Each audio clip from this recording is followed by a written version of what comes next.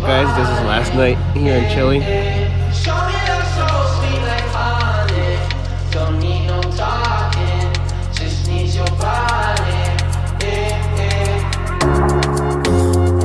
Your loving on me makes me feel special. No heaven on earth if I can't be. Hi guys, I'm Fabian, tattooed by Fabian. So I'm trilingual. I was born in Montreal, Quebec.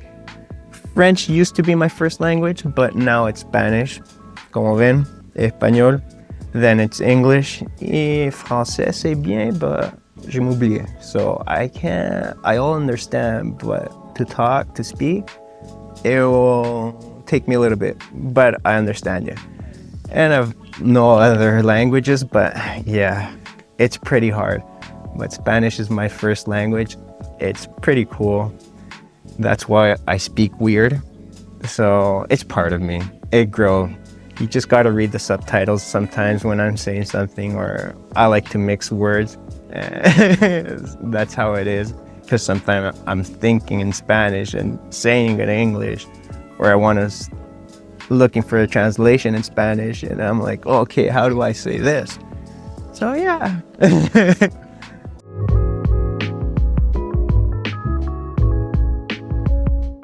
So, quick story about myself.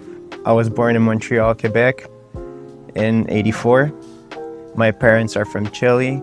We lived in Montreal until '94. And then my parents ended up moving to Chile because it was a big recession in Montreal. So we left. I was 10 years old when we left. That was a big cultural shock.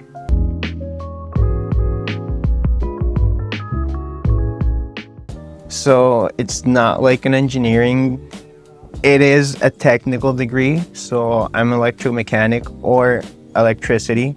Also, I was studying the industrial design. So that is designing all the needs for the human being or for animals, anything.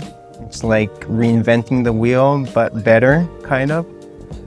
You don't want to reinvent it, but you want to fix it or see if you could add stuff to make it easier in your life. That's what industrial design is. It's a lot of designing, like it says, and a lot of creation too. I studied that in Santiago and INACAP, and that was like a 5-year career.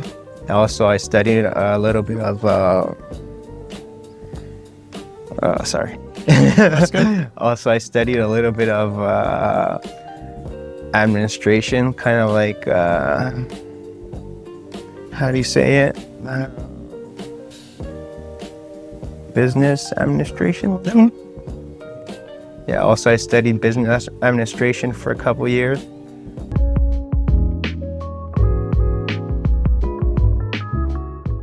So I stayed in Santiago until 2016, I want to say, or 14.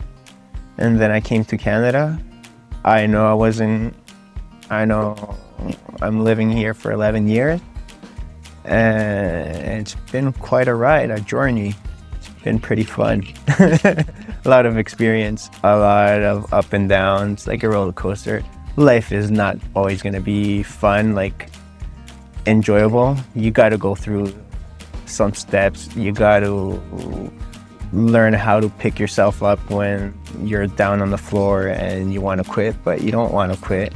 Those are stuff that your parents give you value, and at least my dad told me to, if you're going to do something, just be the best of it and give it all, like always. And sports teach me that too. Did a lot of mountain biking. I raced a lot, competed a lot. Very competitive person. I like it. It's on me. It's something that gives me joy, that makes me want to keep on going, keep on moving.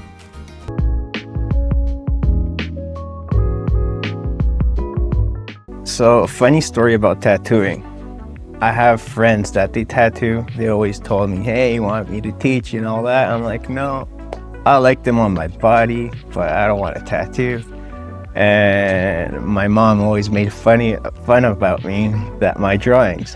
I know I couldn't even draw a stickman, but now here we are. It's a pretty fun journey.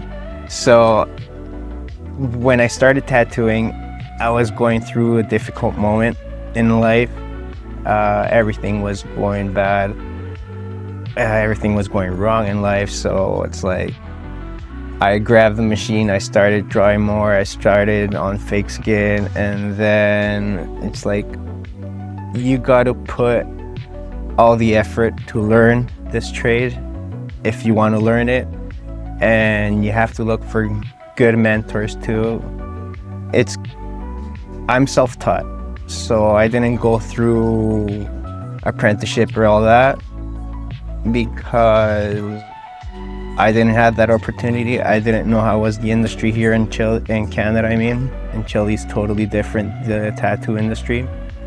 But I made sure to get some good mentors so they could teach me, guide me what I'm doing good or wrong, give me good critiques.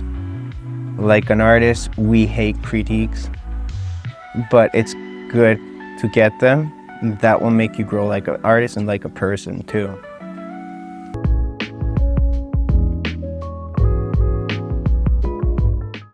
Well, the nice part of tattooing that you get to travel, you get to meet new people. That's what I liked about tattooing, that you're always traveling, and you're doing something permanent on somebody, but that is traveling to somewhere else and everybody's looking at it. So it's quite like a canvas that it's getting exposed all over the world.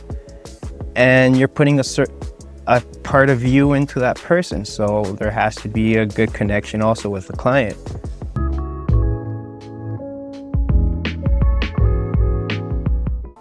So when I started tattooing, I didn't start for the money. This is not money for me. I love what I do. It's my passion. I see myself going to more conventions. That's what I want to do, and everything's leading up to that, to go do more conventions, to travel more, to get outside of Canada, to go to other countries and expose yourself more. I like that. That's what my future is looking like.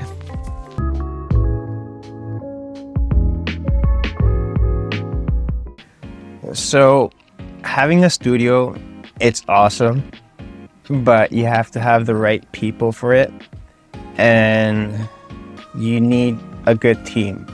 Not saying I didn't have a good team, I have an amazing team, but there was people that weren't helping me out properly to move on forward with everything. So if you guys ever have a shop or want to have a shop, just think what you're doing. Think with the people that you're having on your side. You have to learn how to delegate. You're a leader, so you have to learn how to delegate everything. You have to learn how to communicate. I know communication is hard, but that's the key of everything. So if you learn how to communicate with your employees or your business partner, everything will go smooth. And if everybody's on the same page, everything should go smooth. Owning a business, it's amazing. I can't say nothing about that. I like it. I will do it again. I will do it again. Who knows? Maybe in the future, I'll have a studio in Chile, other one here. Who knows how it goes? Life is crazy, so it gives you good challenges, and you just got to go for it. If you don't take that challenge, you're never going to succeed like a person or like whatever you want to do, like an artist. For me, it's an artist and like a person, because this is my journey and I want to grow with it, and I want to meet more people. I want to bring more people like from outside of Canada to Canada, and that's part of life. Meet more people, enjoy a bit, because we only live once.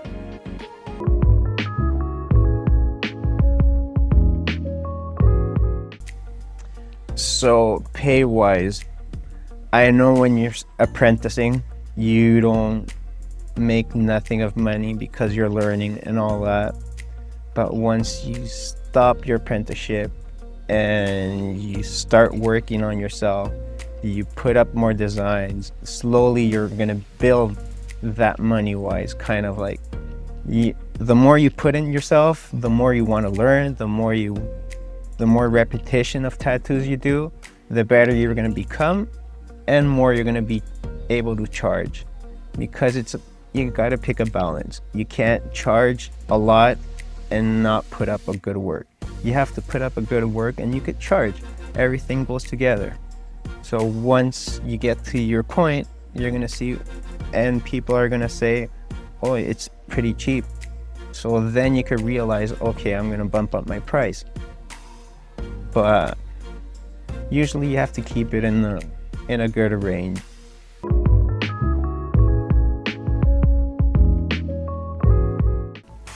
So sometimes there are clients, because tattooing hits any nerves, and you don't know you're gonna twitch, you don't know you're gonna move, or you don't know, well, when you want to cough, you always know when you want to cough, but you could hit a nerve and that could move the whole arm, and that's up to you to know how to hold that arm so you don't do a crooked line.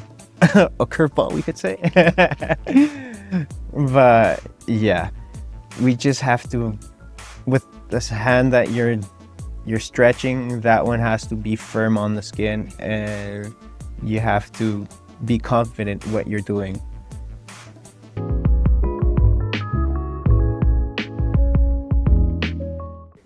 Like artists, we are putting something permanent on somebody's skin. Yes, we're humans. We have good and bad days, but we also have to learn how to deal with a client. We have to have a good customer service. So if you commit a mistake, like an artist, we're humans. Yes, we committed a mistake, but you have to let the client know, and it's fixable, because there's ways to fix everything. It's permanent, yes, but we could always hide something and put a line or do something on top of it just to hide it and to make it look nicer.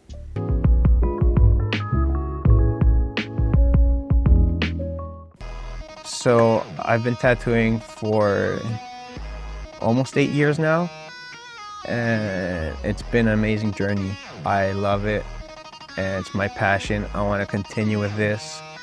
I know I have maybe like 15 years left with me on tattooing, but I'm gonna take it all and keep on growing.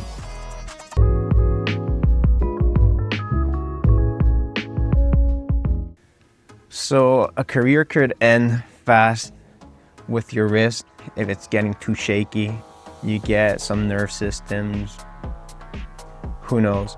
Also, it gives you tendinitis or tendinitis. That's all you say in Spanish.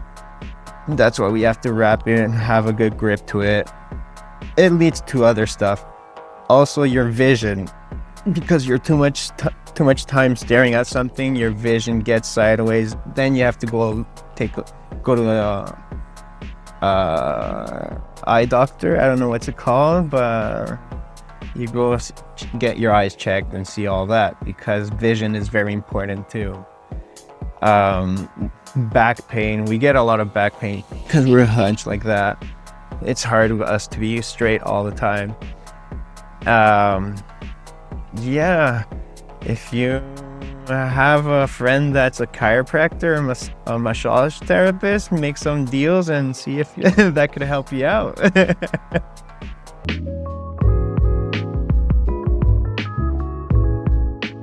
Chile is quite dry, kind of. It's not very foresty like here in BC or Canada that has a lot of lakes and everything. So Chile is a very beautiful country. If you get to know it, it's so nice. So the nice part of Chile, that like you guys have the Rocky Mountains, we have the Andes. It's kind of like a connection, very beautiful. Also, if you go to the north of Chile, like from Santiago will be the capital of Chile. So that's right in the center. So if you go from the center to the north, it's all desert.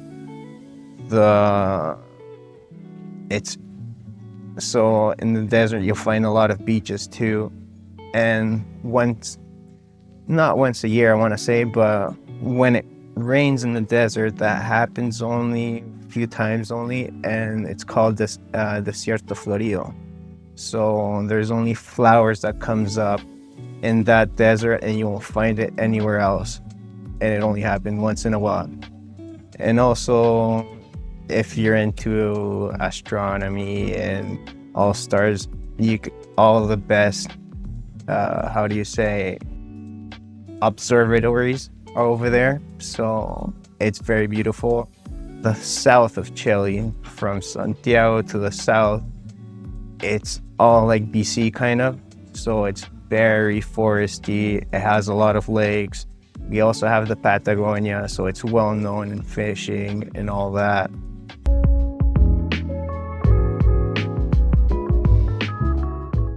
So guys, I'm wrapping it up here. I'm moving to Chile. I have a lot going on. I have a sea can. Pretty soon I'm gonna post all the stuff I'm doing. I'll show you guys. I'm gonna have more content for you guys. So don't forget to like, subscribe, and share for the